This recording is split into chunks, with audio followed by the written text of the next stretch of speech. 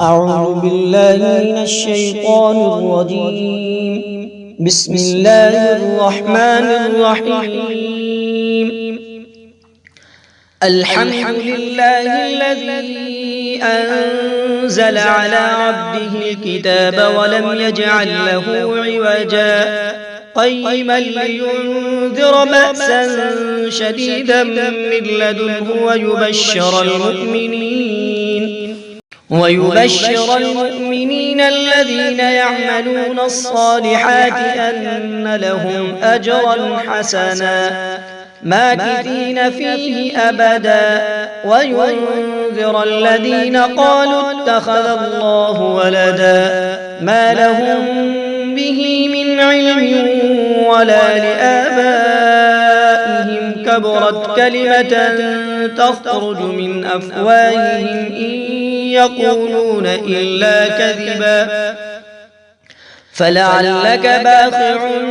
نفسك على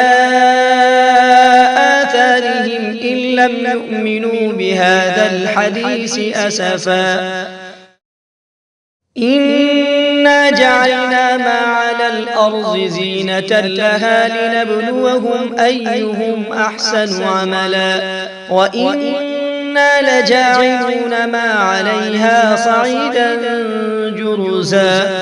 أم حسبت أن أصحاب الكهف والرقيم كانوا من آياتنا عجبا إذ أوى الفتية إلى الكهف فقالوا ربنا آتنا من لدنك رحمة وهيئ لنا من أمرنا رشدا فضربنا على آذانهم في الكهف سنين عددا ثم بعثناهم لنعلم أي الحزبين أحصى لما لبثوا أمدا نحن نقص عليك نبأهم بالحق إنهم فتية آمنوا بربهم وزدناهم هدى وربطنا على قلوبهم إذ قاموا فقالوا ربنا رب السماوات والأرض لن ندعو من دونه إلها لقد قلنا إذا شططا هؤلاء قوم اتخذوا من دونه آلهة لولا يأتون عليهم بسلطان بين فمن أظلم ممن افترى على الله كذبا وإذ اعتزلتموهم وما يعبدون إلا الله فأووا إلى الكهف ينشر لكم ربكم من رحمته ويهيئ لكم من أمركم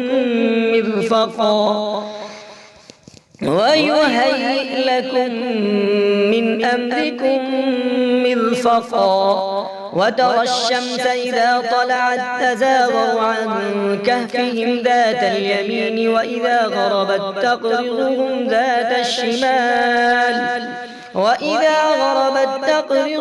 ذات الشمال وهم في فجوة منه ذلك من آيات الله من يهد الله فهو المهتدي ومن يضلل فلن تجد له وليا مرشدا يحسبهم أيقاظا وهم رقود ونقلبهم ذات اليمين وذات الشمال وكلبهم باسط ذراعيه بالوصيد لو اطلعت عليهم لوليت منهم فرارا ولملئت منهم رعبا وكذلك بعثناهم ليتساءلوا بينهم قال قائل منهم كم لبثتم قالوا لبثنا يوما أو بعض يوم قالوا ربكم أعلم بما لبثتم فابعثوا أحدكم بورقكم هذه إلى المدينة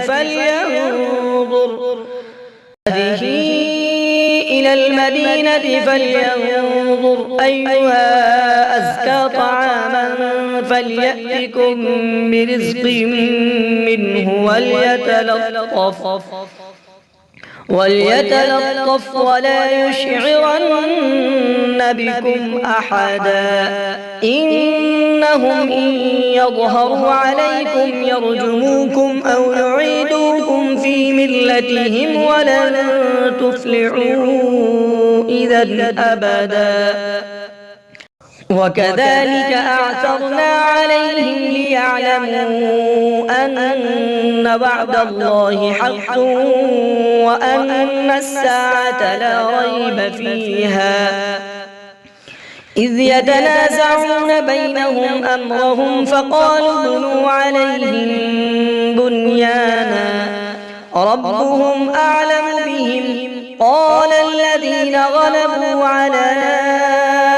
أمرهم لنتخذن عليهم مسجدا سيقولون ثلاثة رابعهم كلبهم ويقولون خمسة سادسهم كلبهم رجما بالغيب ويقولون سبعة وثامنهم كلبهم قل ربي أعلم بعدتهم ما يعلمهم إلا قليل فلا تمار فيهم إلا مراء ظاهرا ولا تستفت فيهم منهم أحدا ولا تقولن لشيء إني فاعل ذلك غدا إلا أن يشاء الله واذكر ربك إذا نسيت وقل عسى أن يهديني ربي لأقرب من هذا رشدا ولبثوا في كهفهم 300 سنين وازدادوا 9 الله أعلم بما لبثوا له غيب السماوات والأرض أبصر به وأسمع ما لهم من دونه من ولي ولا يشرك في حكمه أحدا واتل ما أوحي إليك من كتاب ربك لا مبدل لكلماته ولن تجد من دونه ملتحدا واصبر نفسك مع الذين يدعون ربهم بالغداة والعشي يريدون وجهه ولا تعد عيناك عنهم تريد زينة الحياة الدنيا ولا تطع من أغفلنا قلبه عن ذكرنا واتبع هواه وكان أمره فرطا وقل الحق من ربكم فمن شاء فليؤمن ومن شاء فليكفر إنا أعتدنا للظالمين نارا أحاط بهم سرادقها وإن يستغيثوا يغاثوا بماء كالمهل يشوي الوجوه بئس الشراب وساءت مرتفقا إن الذين آمنوا وعملوا الصالحات إنا لا نضيع أجر من أحسن عملا أولئك لهم جنات عدن تجري من تحتهم الأنهار يحلون فيها من أساور من ذهب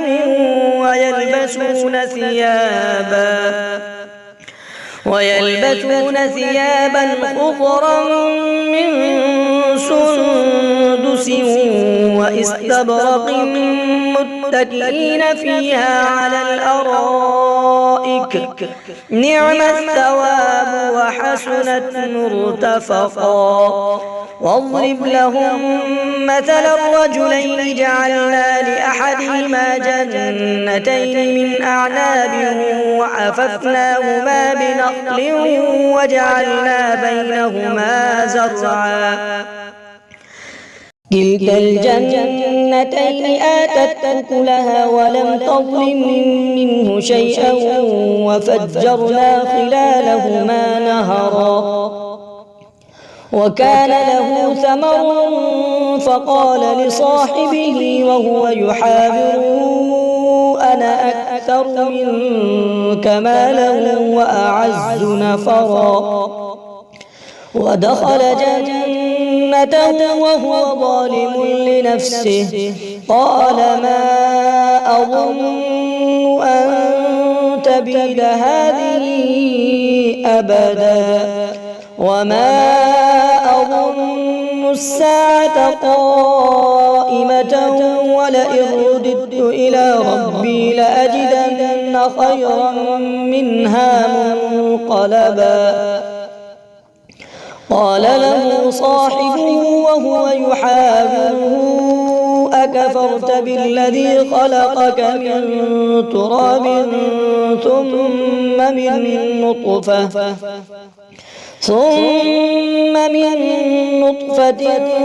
ثم سواك رجلا لكن هو الله ربي ولا أشرك بربي أحدا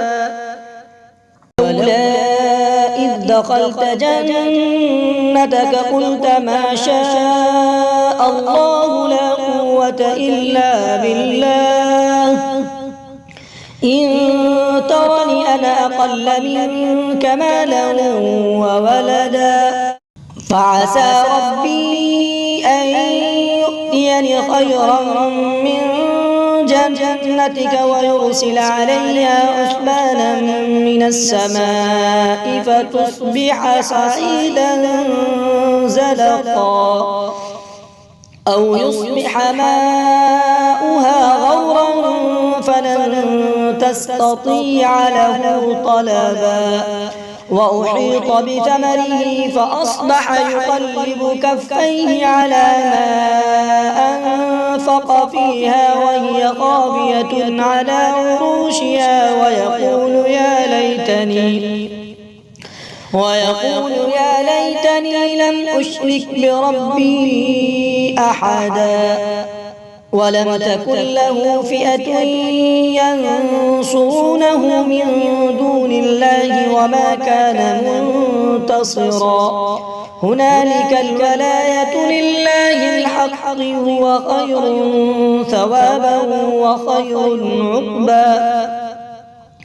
واضرب لهم مثل الحياة الدنيا كماء أنزلناه من السماء فاختلط به نبات الأرض فأصبح هشيما تذروه الرياح وكان الله على كل شيء مقتدرا المال والبنون زينة الحياة الدنيا والباقيات الصالحات خير عند ربك ثوابا وخير أملا ويوم نسير الجبال وترى الأرض بارزة وحشرناهم فلم نغادر منهم أحدا وعرضوا على ربك صفا لقد جئتمونا كما خلقناكم أول مرة بل زعمتم أن لن نجعل لكم موعدا ووضع الكتاب فترى المجرمين مشفقين مما فيه ويقولون يا ويلتنا ما لهذا الكتاب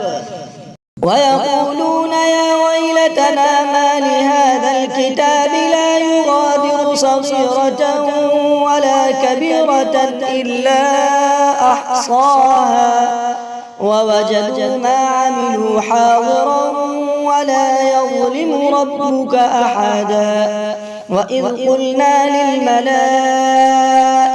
اسجدوا لآدم فسجدوا إلا إبليس كان من الجن ففسق عن أمر ربه أفتتخذونه وذريته أولياء من دوني وهم لكم عدو بئس للظالمين بدلا. ما أشهدتهم خلق السماوات والأرض ولا خلق أنفسهم وما كنت متخذ المضلين عضدا. ويوم يقول نادوا شركائي الذين زعمتم فدعوهم فلم يستجيبوا لهم وجعلنا بينهم موبقا. ورأى المجرمون النار فظنوا أنهم مواقعوها ولم يجدوا عنها مصرفا. ولقد صرفنا في هذا القرآن للناس من كل مثل وكان الإنسان أكثر شيء جدلا. وما منع الناس أن يؤمنوا إذ جاءهم الهدى ويستغفروا ربهم إلا أن تأتيهم سنة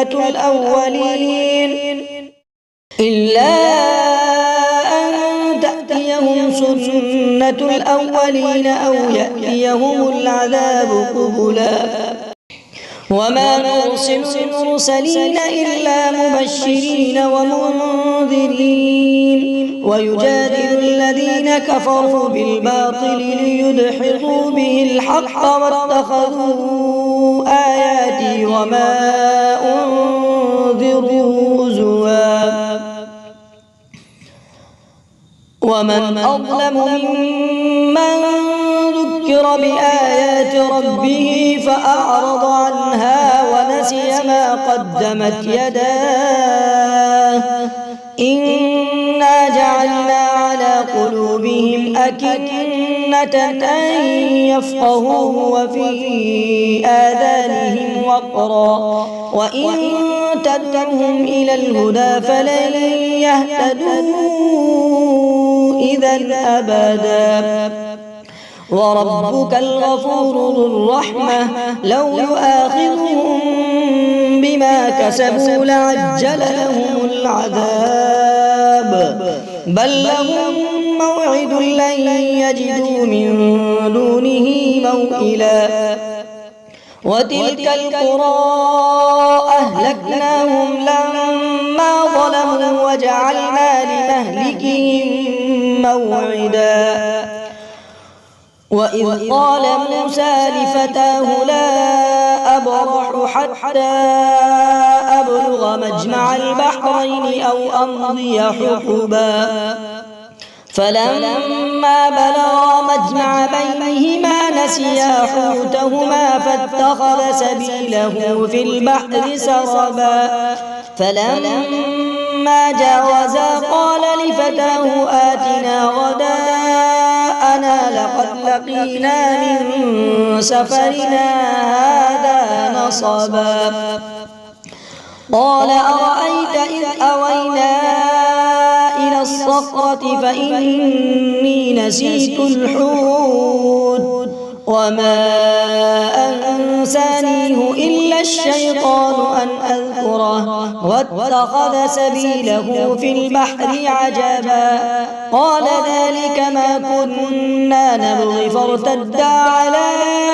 آثارهما قصصا فوجدا عبدا من عبادنا آتيناه رحمة من عندنا وعلمناه من لدنا علما.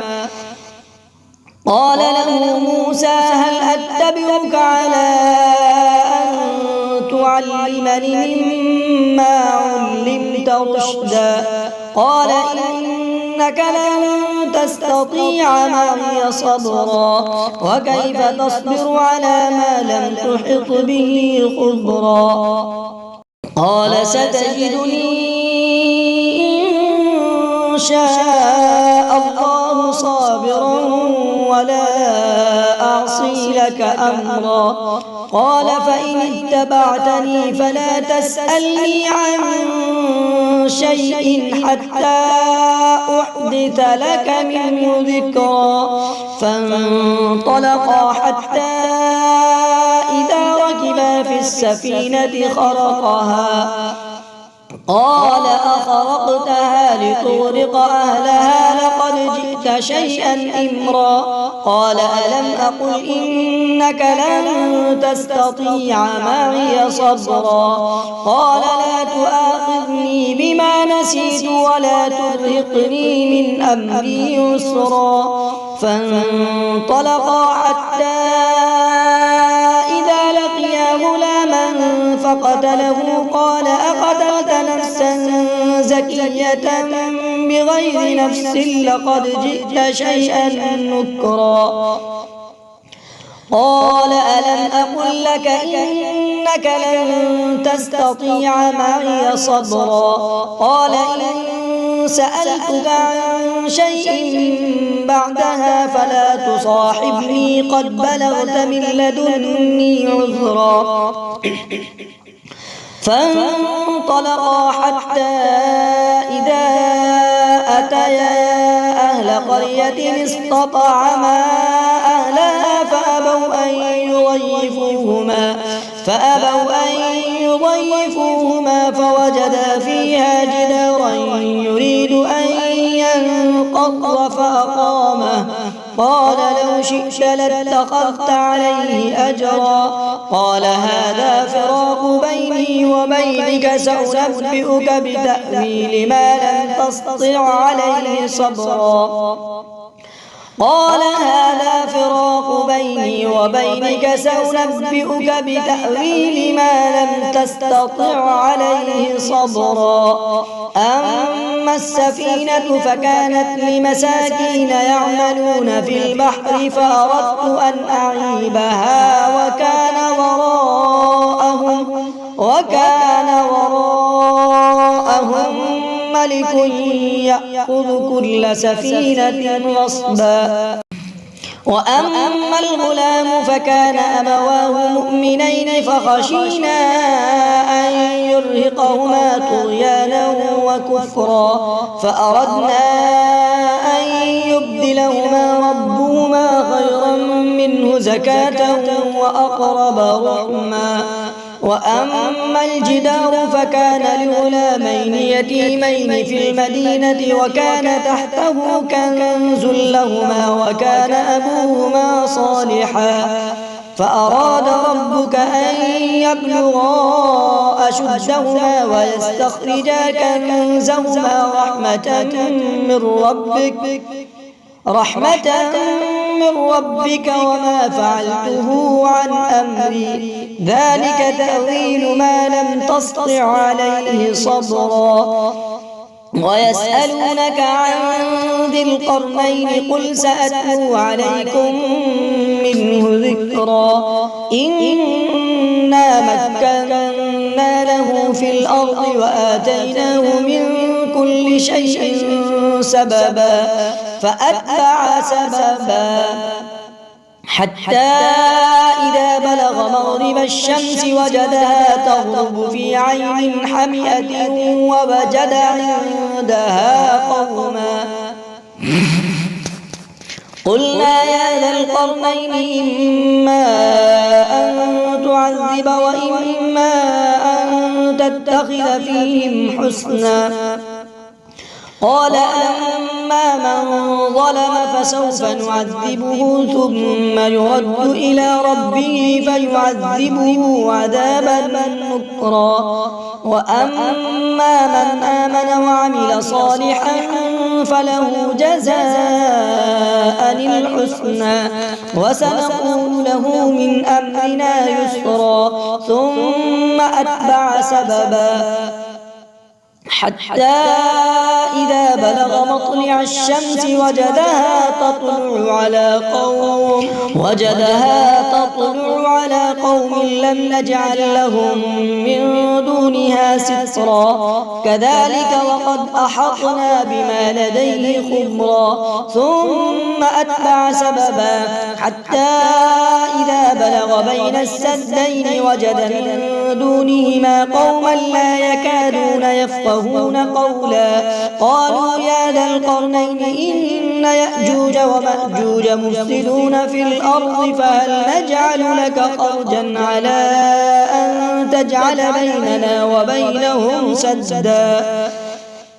قال ما مكنني فيه ربي خير فأعينوني بقوة أجعل بينكم وبينهم ردما